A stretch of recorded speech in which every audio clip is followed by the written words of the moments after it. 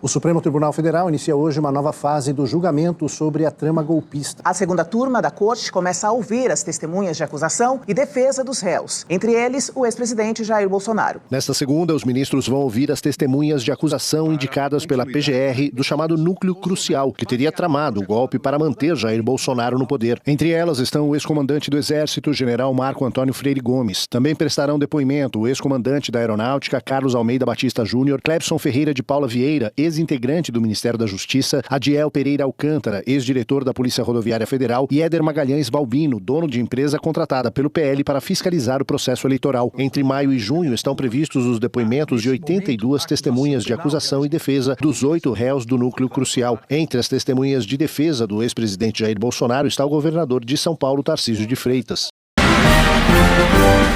O Papa da política brasileira, por causa da idade hoje, é José Sarney, foi entrevistado nas páginas amarelas da Veja, e eu destaco a seguinte pergunta. Os ataques aos 3 poderes, da Veja de agora, no 8 de janeiro, foi tentativa de golpe? Essa é a pergunta. E José Sarney, ex-presidente da República, durante a Constituinte, está aí com 90 e tantos anos? Não foi tentativa de golpe. Houve um excesso de judicialização da política e de politização da justiça. Aí eu vi que ele é digno da Academia Brasileira de Letras. Numa língua, quem consegue dizer o essencial, expressar o essencial, no mínimo de palavras, com palavras curtas e claras, merece estar na Academia Brasileira de Letras. É o caso dessa resposta de José Sarney. Foi tentativa de golpe, 8 de janeiro? Resposta: não. Houve um excesso de judicialização da política e de politização da justiça. Estabelece aí uma recíproca, uma inversão. Bom, aí perguntaram, e sobre os presos políticos? E ele responde, nós temos que abandonar os processos políticos e ver as coisas factualmente. Olhem para os fatos. Esqueçam a politização do judiciário. Tem 2 errinhos aí. Uma é de quem entrevistou, que eu acho que a entrevista foi ou pelo telefone, ou foi gravada e não conseguiu tirar da gravação, ou não entendeu. Que ele falou em vivandeiras de quartel. E saiu escrito na Veja, vivandeiras de papel. Vivandeiras de quartel era uma frase, e aí inclusive está citado por ele, do Marechal Humberto de Alencar Castelo Branco, dizendo que o exército tinha que tomar cuidado com as vivandeiras de quartel. Eram aquelas mulheres que ficavam perto dos acampamentos, dos bivaques, né? Vivandeiras de quartel são aqueles que ficam soprando no ouvido dos militares. E ele cometeu um engano histórico, né? Ele disse que o general Walter Pires, que era o ministro do Exército Figueiredo, foi a Golbery, chefe da Casa Civil, dizer que os quartéis impediriam a posse dele, Sarney. Golbery não era mais ministro da Casa Civil, era João Leitão de Abreu. Não admitiria isso. Nem Walter Pires iria conversar com João Leitão de Abreu. Se fosse conversar, iria conversar com um amigo dele, Figueiredo. E o Figueiredo diria não, mas ele também não entrou nessa. Não, esse fato não existiu. No final, ele é o presidente de honra do MDB, né? Ele era da Arena. Ele foi presidente do partido do governo até o finzinho. Depois passou para o PFL, mas não ficou no PFL, foi para o MDB. E disse que quer que o MDB apoie Lula para a reeleição. Sendo que Temer está organizando uma espécie de centro-direita para impedir que Lula continue. Já conversou com o Tarcísio, com o governador Caiado. Não.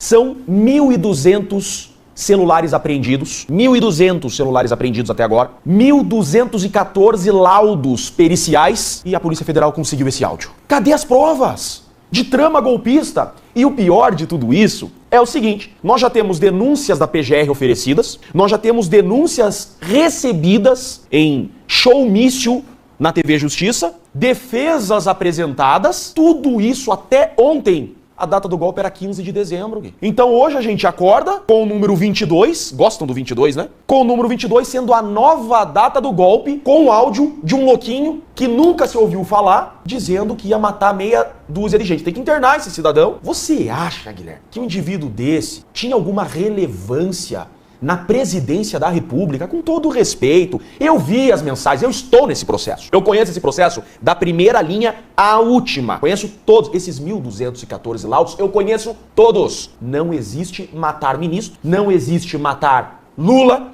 não existe matar ninguém. Isso é uma criação, isso é uma ficção, tá? Isso é uma ficção. E com toda certeza, esse indivíduo não fazia parte de grupo nenhum, fazia parte do grupo esquizofrênico da cabeça dele, né? Deve ser um esquizofrênico, com toda certeza, dá pra ver. E eu vi os laudos desse cidadão.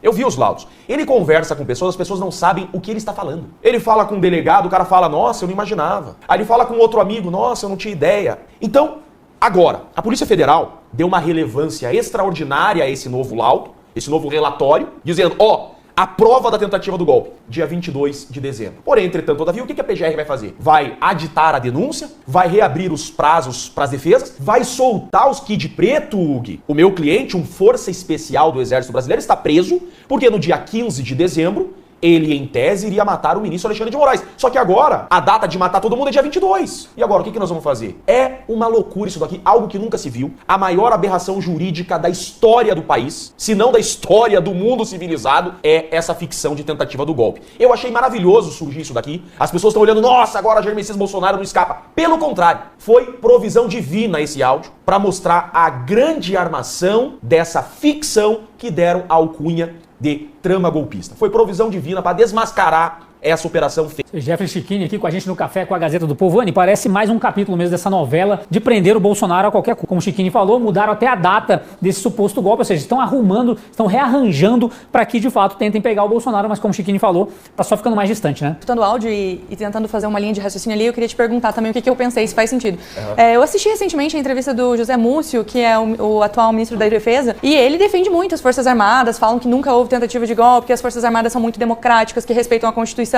E no áudio, o senhor do áudio, ele menciona que as Forças Armadas estavam aliadas ao golpe até o momento que decidiram trair o Bolsonaro, e o Bolsonaro, então, desistiu do golpe. O que eu fiquei me questionando é se o ministro da Defesa está correto e as Forças Armadas são tão democráticas que antes era diferente. E a minha segundo questionamento foi, por que ninguém delatou? Então, se estava tudo organizado, mas um determinado dia eles desistiram do golpe, por que nenhum general falou, não, realmente, a gente pensou no golpe até o último minuto e aí a gente deu para trás? Essa foi a minha dúvida. Você acha que faz sentido esse questionamento? O que mais que a gente pode extrair disso? Veja a esquizofrenia jurídica desse caso. O Bolsonaro queria dar um golpe nele mesmo, né? Depor o Estado constituído, depor o presidente eleito. O Estado constituído estava constituído e o presidente eleito era o Jair Messias Bolsonaro. Então ele queria dar um golpe nele mesmo. Aonde que está a principal prova de que não houve tentativa de golpe? Além de não ter prova nenhuma de tentativa de golpe. Olha só, o Bolsonaro, ele... Antes da posse, antes da diplomação do Lula, ele nomeia todos os chefes das Forças Armadas indicados pelo Lula. No mundo diplomático, esse é o maior sintoma, essa é a maior prova que eu não quero dar um golpe. Por quê? A maior força de um Estado armada são as Forças Armadas. Marinha, Exército, Aeronáutica, nessa ordem de antiguidade, né? O Bolsonaro, ainda na presidência, ele nomeia os comandantes da Marinha, Exército e Aeronáutica indicados pelo Lula. Esvaziou-se ali toda e qualquer possibilidade de golpe. Como que eu vou dar um golpe sem Forças Armadas? Eu vou dar um golpe com um louquinho desse Vladimir aí? Foi feito busca e apreensão na casa do cidadão? Foi encontrado o 762 com silenciador? Foi encontrado arsenal de fuzil? Não! Então veja, tá nítido tratar-se de uma construção. E até os generais que estão depondo contra o Bolsonaro, porque da Aeronáutica, por exemplo, é um cara que está vomitando informações que não tem qualquer relevância à imputação de golpe. Ele fala, insistiam para que o Bolsonaro assinasse uma minuta golpista. Cadê a minuta golpista? Insistiam para que ele assinasse, tem que processar quem insistia para que ele assinasse. Assinou? Não assinou. O que era a minuta golpista? Era um estado de sítio. Mas espera lá, tem previsão condicional de estado de sítio? Houve estado de sítio no Rio de Janeiro, né? Então veja, assinou o estado de sítio? Não assinou. Cadê o documento da trama golpista? Então esse processo, eu achei maravilhoso ter vazado isso, achei maravilhoso o UOL ter divulgado, eu achei maravilhoso, porque mostra mais uma vez a grande confusão fática, a falta de provas, e eles não têm uma prova, uma testemunha que sustente isso, porque o Mauro Cid não é prova. O Mauro Cid é um papagaio, coagido a falar o que querem que ele fale, né? É nítido isso. E sabe por quê, Gui, Anny, que criaram o Mauro Cid? Então veja, como que tudo isso daqui começa? Tem que fazer um retrospecto disso daqui. Tudo isso aqui começa com a criação de inquérito de vacina. Olha a grande sacanagem. Eles criam um inquérito de vacinas, que depois foi arquivado. Eles criam um inquérito de vacinas pra quê? Pra fazer busca e apreensão na casa das autoridades, pra pegar o Mauro Cid, prender o Mauro Cid e pressionar uma delação premiada do golpe. É assim que começa isso daqui. Arquivando o inquérito das vacinas, tudo tinha que ser anulado. E o Mauro Cid, então, é um papagaio. Por quê? Delação premiada, como aconteceu na Lava Jato.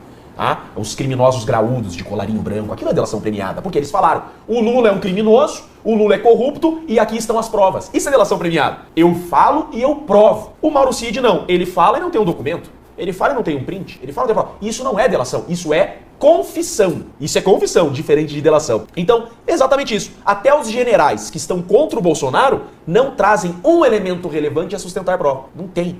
tentativa de golpe e agora está esvaziando cada dia mais essa narrativa. Narrativa por quê? A gente usa esse termo, e usem esse termo, é narrativa. Narrativa é falas sem provas.